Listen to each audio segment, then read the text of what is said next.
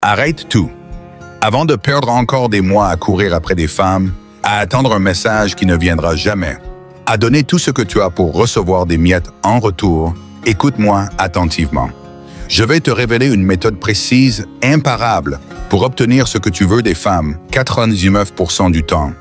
Pas de belles paroles creuses, pas de techniques de drague qui tombent à plat, mais des principes concrets, intemporels, qui te donneront un avantage que la plupart des hommes ignorent. On va parler de pouvoir, de silence, de mystère, de maîtrise de soi.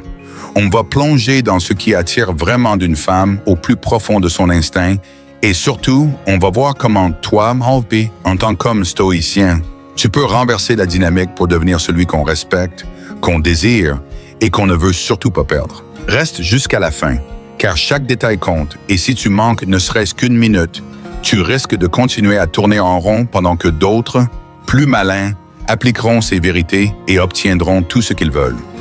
Ne demande jamais, inspire. Pourquoi tant d'hommes échouent avec les femmes? Parce qu'ils demandent. Ils quémandent l'attention, l'amour, la validation, comme des mendiants suppliant une pièce. Ils pensent qu'en étant gentils, en faisant des faveurs, en se pliant dans quatre, ils vont gagner le cœur d'une femme. Erreur monumentale.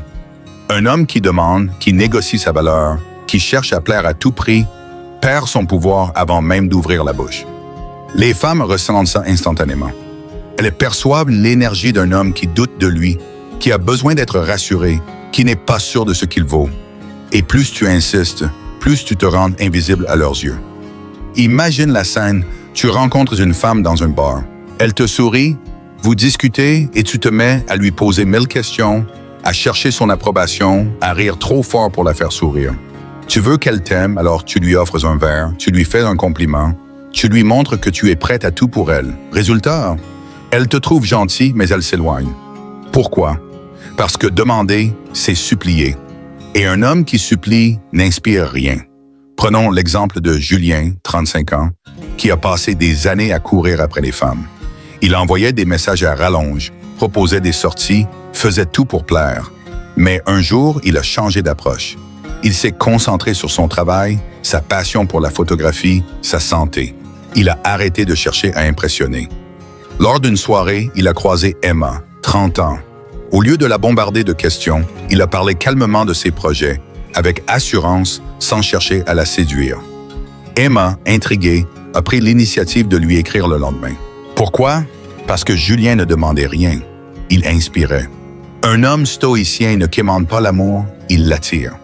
Il avance dans la vie avec un but clair, une mission qui le guide, une vision qui le porte. Il ne dévie pas de son chemin pour plaire. Comme Marc Aurèle, qui ne suppliait pas le Sénat romain pour être aimé, mais agissait selon ses principes, un homme stoïcien vit selon ses valeurs. Il ne demande pas le respect, il le gagne par sa discipline, sa constance, sa force intérieure.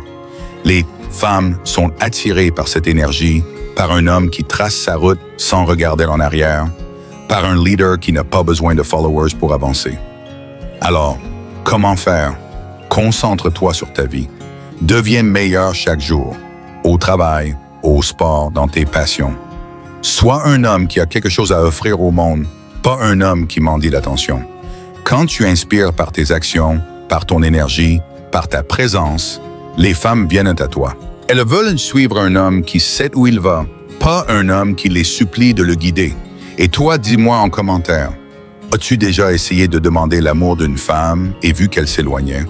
Ou as-tu déjà ressenti ce pouvoir d'attirer simplement en étant toi-même, sans forcer? Partage ton histoire, je lis tout. Mais inspirer ne suffit pas si tu parles trop. Une autre arme bien plus puissante te rendra irrésistible. Le silence. La loi du silence. Parle peu, agis fort. La plupart des hommes s'abonnent leur chance parce qu'ils parlent trop. Ils expliquent, ils argumentent, ils se justifient, pensant que les mots vont convaincre une femme de les aimer. Grave erreur. Les mots en excès diluent ton pouvoir. Un homme stoïcien sait que le silence est une arme, que chaque parole doit compter, que l'action parle plus fort que n'importe quel discours. Imagine une dispute. Elle te reproche quelque chose, elle te teste, elle cherche à te faire sortir de tes gonds. Un homme faible tombe dans le piège. Il se justifie, il élève la voix, il essaye de la convaincre. Mais non, tu comprends pas. Je voulais juste... Et là, c'est fini. Tu viens de perdre le respect, l'attraction, tout. Pourquoi? Parce que tu montres que tu n'es pas maître de toi, que tu réagis au lieu d'agir, que tu es instable. Un homme stoïcien, lui, fait l'inverse. Il écoute, il observe, il reste calme.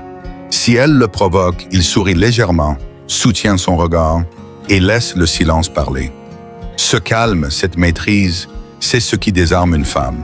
Elle teste pour voir si tu es solide, si tu tiens bon sous la pression. Et plus tu parles, plus tu expliques, plus tu échoues à ce tête. Prenons l'histoire de Marc, 38 ans, qui a appris cette leçon à ses dépens. Lors d'une relation avec Clara, il passait son temps à répondre à ses provocations, à expliquer pourquoi il était en retard, pourquoi il n'avait pas répondu à un message. Clara s'éloignait et Marc ne comprenait pas. Un jour, il a décidé de changer. Quand Clara l'a testé avec une remarque acerbe, il s'est contenté de hocher la tête et de dire « Je vois ». Puis il a continué sa soirée sans insister.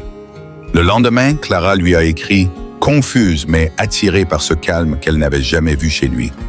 Le silence de Marc avait parlé plus fort que tous ses discours. Le silence, c'est du pouvoir. Quand tu parles peu, chaque mot devient une flèche. Quand tu te tais, tu crées du mystère, de la tension, de l'intrigue.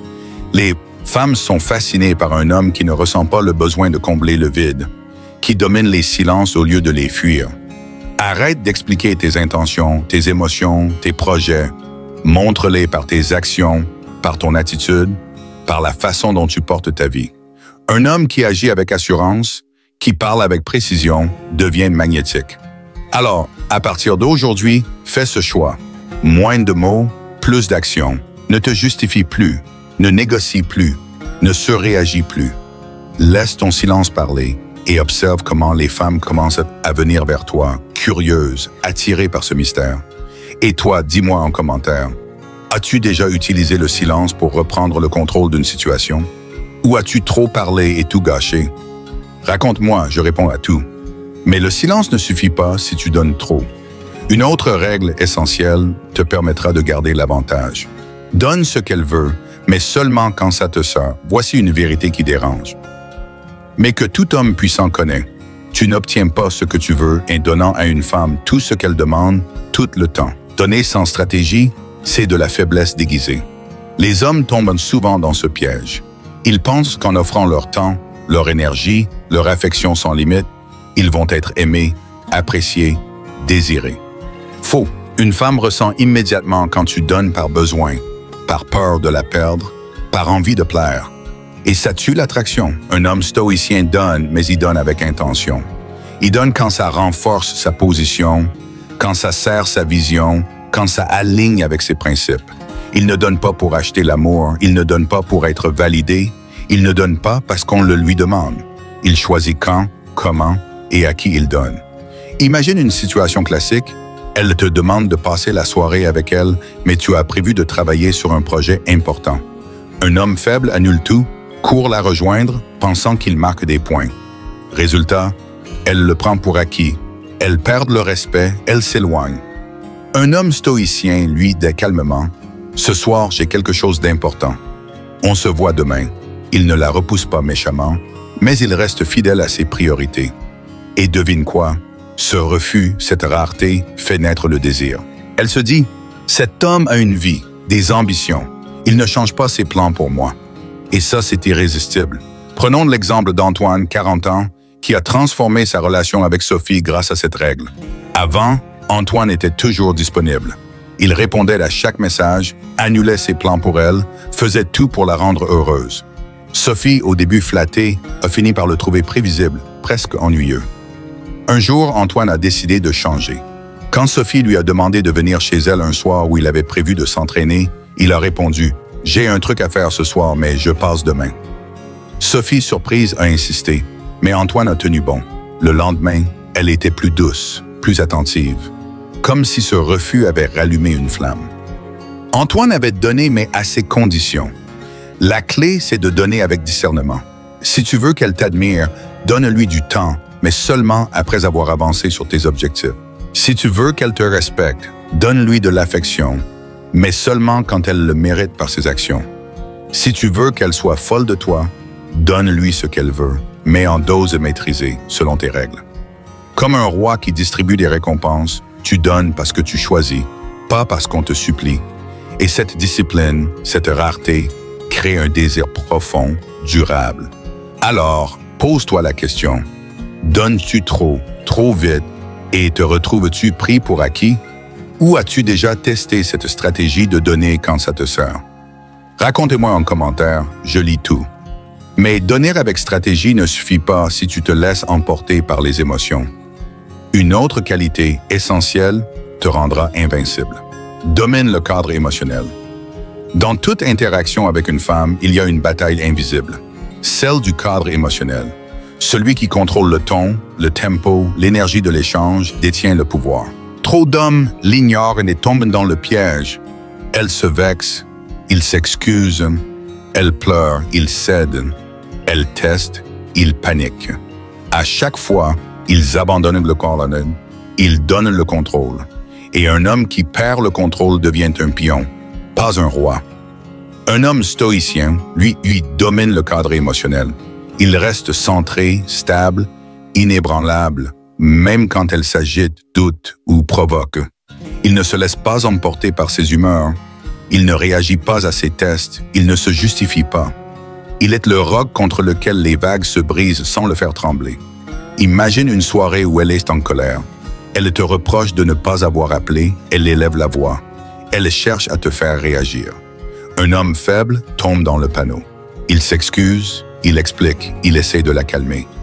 Mais un homme stoïcien, il la regarde calmement, il respire et il dit « Je vois que tu es énervé. Parlons-en quand tu seras plus calme. » Ou mieux, il ne dit rien. Son silence, son assurance, parlent pour lui. Ce contrôle, cette stabilité, c'est ce qui fait la différence. Prenons l'histoire de Thomas, 42 ans, qui a appris à tenir le cadre avec Camille. Camille avait l'habitude de tester les hommes, de provoquer pour voir jusqu'où ils iraient. Avec Thomas, elle a essayé. Des remarques piquantes, des silences lourds, des crises de jalousie. Mais Thomas ne bougeait pas. Il écoutait, il répondait posément, ou parfois, il se contentait d'un sourire. Camille, d'abord frustrée, a fini par être fascinée. Elle lui a dit « Tu es différent, tu ne te laisses pas emporter et ça me rend folle. » Thomas dominait le cadre et c'est ce qui l'a rendu accro. Pourquoi est-ce si puissant? Parce que les femmes cherchent un homme qui ne vacille pas, un homme capable de guider, de stabiliser, de rester fort même dans le chaos. Quand tu tiens le cadre émotionnel, tu deviens rare, différent, magnétique. Tu n'es pas une feuille ballottée par ses émotions, tu es un phare qui éclaire la nuit. Et attention, tenir le cadre, ce n'est pas être froid ou insensible. C'est être présent, attentif, mais ferme. C'est refuser de te laisser manipuler par des larmes, des silences ou des provocations. Alors, fais ce choix, deviens maître du cadre. La prochaine fois qu'elle te teste, ne réagis pas, observe. La prochaine fois qu'elle s'agite, reste calme. La prochaine fois qu'elle doute, tiens bon. Et observe comment elle commence à te regarder différemment, avec respect, avec désir. Et toi, dis-moi en commentaire, as-tu déjà perdu le cadre émotionnel face à une femme? Ou as-tu su rester stoïcien sous la pression? Raconte-moi, je réponds à tout. Mais tenir le cadre ne suffit pas si tu es trop attaché au résultat. Une arme secrète encore plus puissante te rendra irrésistible. Le détachement émotionnel. Voici une vérité que peu d'hommes comprennent. Plus tu tiens à obtenir quelque chose d'une femme, plus tu lui montres de l'attachement, plus elle t'échappe. Pourquoi? Parce que l'énergie parle plus fort que les mots. Quand tu es dans le besoin, quand tu as peur de la perdre, quand tu cherches à la convaincre, elle le sent. Et cette énergie de dépendance tue l'attraction. Le détachement émotionnel, c'est l'arme ultime des hommes qui réussissent avec les femmes. C'est ce qu'est état d'esprit où tu te dis « si elle reste, parfait. Si elle part, parfait aussi. Si elle ne répond pas à ton message, ce n'est pas ton problème. Si elle te teste, tu souris et tu passes à d'autres choses. » Le détachement, c'est refuser de laisser ton bonheur dépendre d'elle. C'est savoir que tu es complet, avec ou sans elle. Et paradoxalement, c'est quand tu ne cherches plus à obtenir que tout vient à toi. Imagine une relation où elle commence à s'éloigner. Un homme faible panique. Il envoie 10 messages, il appelle, il insiste. Résultat, elle s'éloigne encore plus. Un homme stoïcien, lui, prend du recul. Il se concentre sur sa vie, ses projets, son bien-être. Il ne court pas après elle, il la laisse venir. Et souvent, elle revient attirée par ce calme, cette indépendance. Prenons l'exemple de Paul, 39 ans, qui a maîtrisé cet art avec Élodie. Élodie, habituée à ce que les hommes la poursuivent, a commencé à jouer la distance, à répondre moins souvent. Paul, au lieu de s'affoler, a continué sa vie. Il a bossé sur son entreprise, repris la musculation, sorti avec ses amis. Une semaine plus tard, Élodie lui a écrit, curieuse, presque inquiète. « Tu vas bien? On ne s'est pas parlé depuis un moment. » Paul, détaché, a répondu calmement, sans insister. Élodie, troublée par cette indépendance, s'est rapprochée. Le détachement de Paul l'avait rendue folle de lui. Le détachement, ce n'est pas de l'indifférence, c'est de la sérénité. C'est être focus sur ta mission, sur ta croissance, sur ta vie. C'est comprendre que ton bonheur ne dépend pas d'une femme, mais de toi. Et cette énergie, cette liberté est magnétique. Les femmes sont attirées par un homme qui n'a pas besoin d'elles, mais qui choisit de les inclure. Alors, fais ce choix, détache-toi du résultat, sois prêt à perdre et tu gagneras. Et toi, dis-moi en commentaire, as-tu déjà ressenti le pouvoir du détachement ou es-tu tombé dans le piège de trop vouloir? Partage ton histoire, je lis tout. Et ce détachement s'amplifie avec une autre arme, celle qui rend un homme précieux. La rareté. Le pouvoir du silence et de la rareté. Trop d'hommes sous-estiment une vérité simple. Ce qui est rare est précieux. Les hommes parlent trop, textent trop, se montrent trop disponibles. Ils comblent les silences, relancent les conversations, s'excusent pour des riens. Et à chaque fois, ils diluent leur valeur. Un homme stoïcien, lui, comprend le pouvoir de la rareté. Il sait que le silence est une arme, que l'absence stratégique est un aimant, que la retenue crée du désir. Imagine une femme qui t'écrit. Tu réponds instantanément, tu engages la conversation, tu fais tout pour la garder intéressée. Elle répond de moins en moins et tu insistes. Erreur. Tu viens de te rendre trop disponible, trop prévisible, trop commun. Un homme stoïcien, lui, prend son tempo. Il ne répond pas tout de suite, pas par jeu, mais parce qu'il a une vie. Il n'est pas toujours là, pas parce qu'il ignore, mais parce qu'il a des priorités. Et cette rareté, ce mystère, fait naître l'intrigue. Prenons l'histoire de Vincent, 37 ans, qui a appris cette leçon avec Alice. Avant, Vincent était le roi des messages instantanés. Dès qu'Alice écrivait, il répondait, pensant que ça montrait son intérêt. Alice, au début amusée, a fini par perdre l'envie. Un jour, Vincent a changé. Quand Alice lui a écrit, il a attendu quelques heures, occupé par son travail, avant de répondre brièvement. Alice, surprise, a relancé. Vincent a continué. Réponse courte, espacée, mais toujours confiante. Une semaine plus tard, Alice l'a invité à sortir, fascinée par ce mystère qu'il dégageait. La rareté, c'est du pouvoir. Ne sois pas toujours disponible. Ne comble pas les silences. Ne sois pas celui qui court après. Sois celui qui vit, qui construit, qui avance. Quand une femme doit attendre, s'interroger, faire un effort pour te comprendre, elle te valorise. Ce qu'on a en abondance, on le néglige. Ce qu'on doit conquérir, on le chérit. Alors, deviens rare.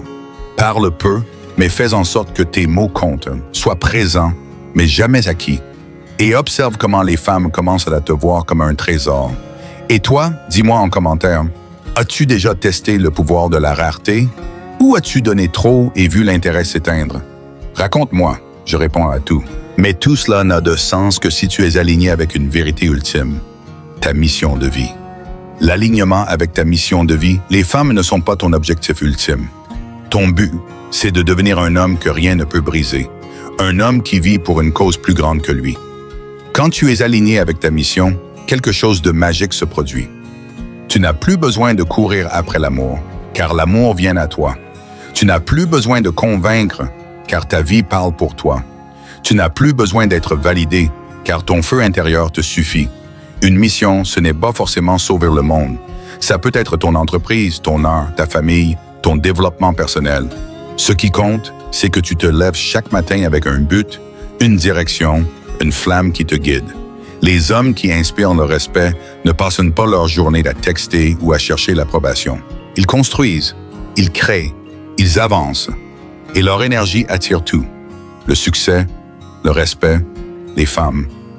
Prenons l'exemple de Damien, 45 ans, qui a trouvé sa mission dans l'écriture. Après des années à courir après les fiches, il a décidé de se consacrer à son premier roman. Il écrivait chaque jour avec discipline, sans se soucier du résultat.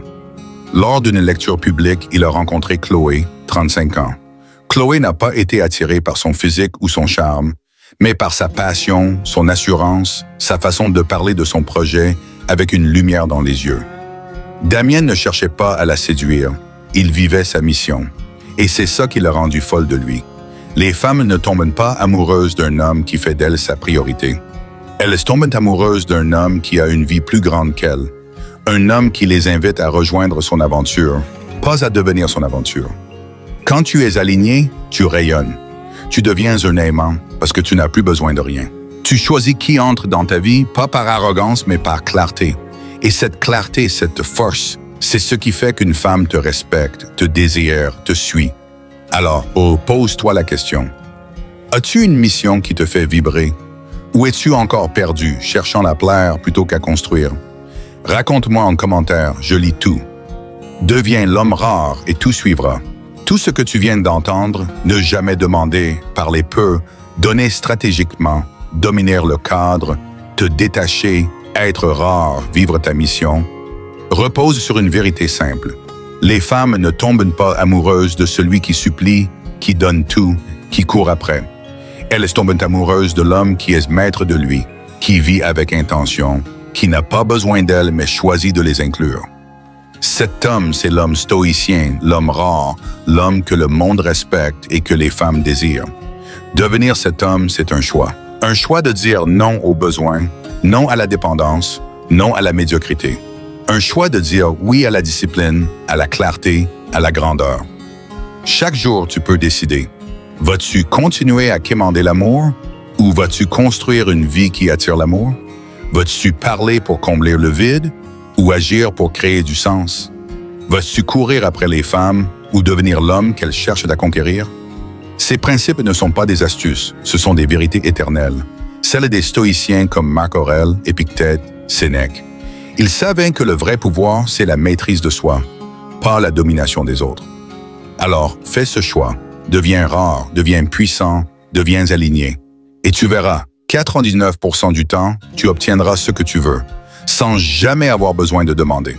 Si cette vidéo t'a parlé, si tu veux continuer à grandir, à devenir cet homme que personne ne peut ignorer, abonne-toi maintenant. Laisse un commentaire pour me dire ce que tu as retenu, ce que tu vas appliquer dès aujourd'hui, ou partage une expérience où tu as utilisé une de ces règles. Like cette vidéo et partage-la avec un frère, un ami, un homme qui mérite de connaître ses vérités. Ensemble, on brise les mythes, on élève le niveau, on construit une armée d'hommes stoïciens, puissants, irrésistibles.